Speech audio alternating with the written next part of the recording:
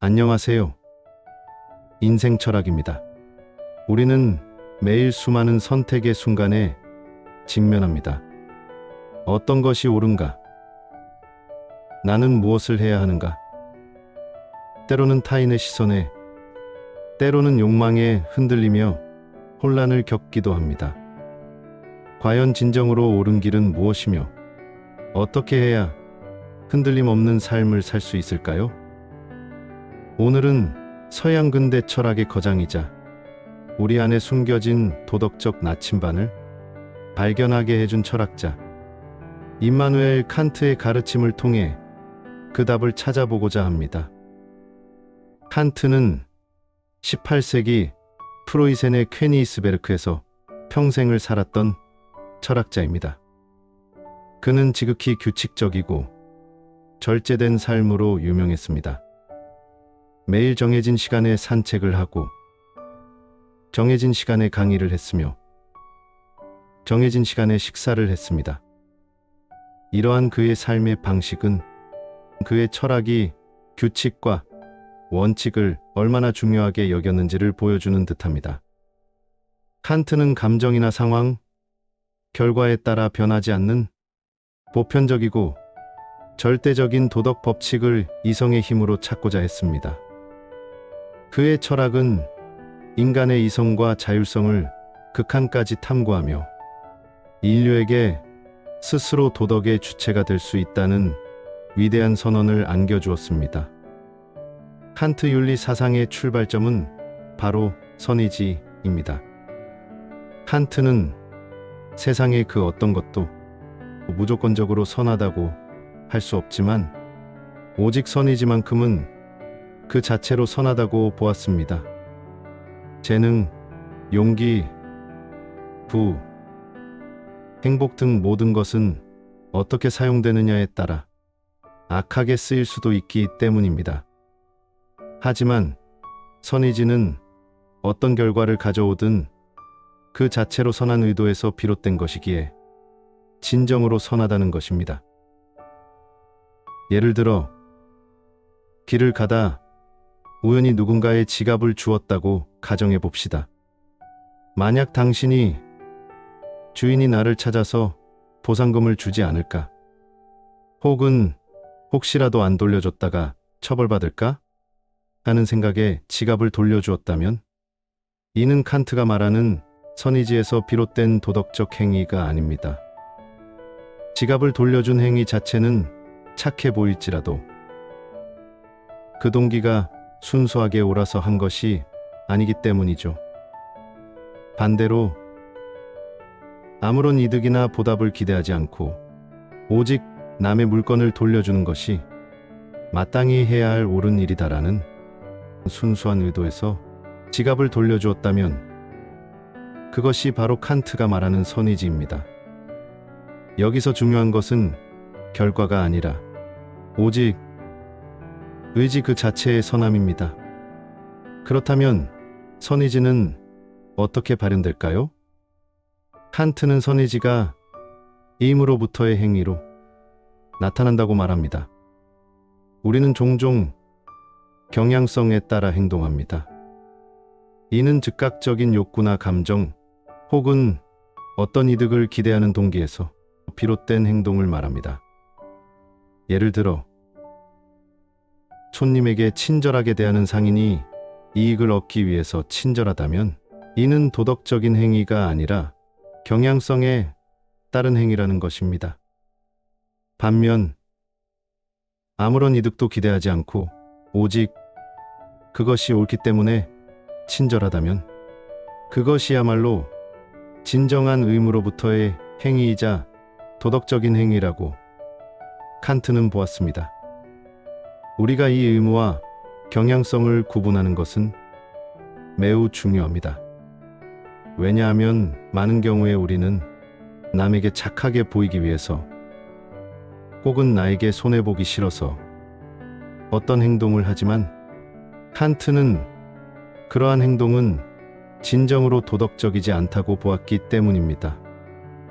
진정한 도덕성은 오직 옳기 때문에 행하는 것에서 나온다는 것이죠.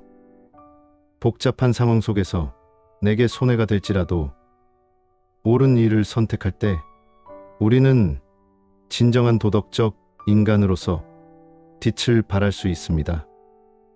이 임으로부터의 행위를 가능하게 하는 것이 바로 정언명령입니다. 정언명령은 어떤 조건이나 목적에 구속되지 않고 무조건적으로 따라야 할 도덕 법칙을 말합니다. 칸트는 정언명령의 두 가지 핵심적인 정식을 제시했습니다. 첫째는 보편화 가능성의 정식입니다. 내 의지의 준칙이 항상 동시에 보편적인 입법의 원리가 되도록 행위하라.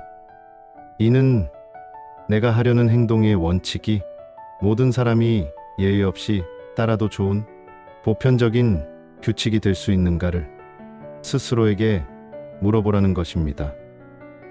만약 내가 거짓말을 하려 한다면 모든 사람이 거짓말을 해도 좋다는 보편적인 규칙이 가능할까요?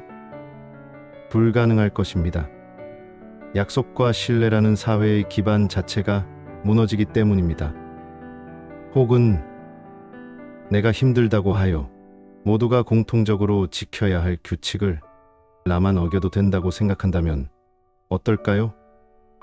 칸트는 이러한 원칙은 결코 보편적일 수 없다고 말합니다. 내가 하려는 행동이 만약 전 세계 모든 사람이 같은 상황에서 나처럼 행동한다면 세상이 어떻게 될까를 상상해 보라는 것입니다. 이 질문은 우리 행동의 윤리적 무게를 직시하게 합니다. 둘째는 인간 존엄성의 정식입니다. 너 자신과 다른 모든 사람의 인격을 언제나 동시에 목적으로 대하고 결코 한낱 수단으로 대하지 말라. 이 정식은 모든 인간이 그 자체로 존엄한 가치를 지니며 결코 다른 어떤 목적을 위한 도구로 사용되어서는 안 됨을 강조합니다. 아무리 좋은 결과를 위한 것이라도 타인의 인격을 수단으로 삼는 것은 비도덕적이라는 것입니다. 우리는 때로 타인을 나의 성공이나 이익을 위한 도구로 삼으려는 유혹을 느낍니다. 예를 들어 친구의 인맥을 단순히 나의 사업 확장을 위한 수단으로만 이용하거나 아랫사람을 단순히 업무를 처리하는 기계처럼 대하는 경우를 생각해 볼 수 있습니다. 칸트는 이처럼 타인을 수단으로만 이용하는 것을 강력히 비판합니다. 모든 인간은 그 자체로 존중받아야 할 목적이며 이는 내가 나 자신을 대하는 방식에도 동일하게 적용됩니다. 나 자신을 지나치게 깎아내리거나 나의 능력을 단순히 타인의 기대를 충족시키는 수단으로만 사용하는 것 역시 칸트의 관점에서는 경계해야 할 부분입니다. 우리 모두는 존엄하며 그 존엄성을 바탕으로 서로를 대해야 한다는 것이죠. 이는 개인의 권리와 존엄성을 현대사회에서 지켜야 할 가장 중요한 가치로 여기는 우리의 생각과 일맥상통합니다. 타인을 존중하고 자기 자신 역시 존중하는 태도의 근간이 됩니다. 칸트의 가르침은 21세기 현대인의 삶에 어떤 통찰을 줄까요? 우리는 정보의 홍수 속에서 어떤 것이 옳은지 판단하기 어려워하고 타인의 시선과 사회적 기대에 갇혀 스스로의 주체성을 잃기 쉽습니다. 칸트는 이런 우리에게 자기 안의 이성과 양심을 따를 때 비로소 진정한 자유를 얻고 흔들림 없는 삶을 살 수 있다고 말합니다.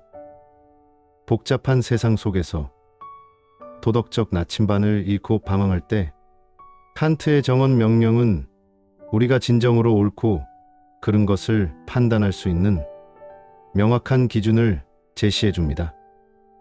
더불어 외부의 압력이나 유혹에 굴하지 않고 오직 스스로 세운 도덕 원칙에 따라 행동할 때 우리는 진정한 자율성을 획득하고 타인의 평가에서도 자유로워질 수 있습니다. 나아가 나 자신과 타인을 단순히 수단으로 여기지 않고 목적 그 자체로 존중하는 칸트의 가르침은 개인의 존엄성을 회복하고 더 건강하고 인간적인 관계를 맺는 굳건한 기반을 제공합니다.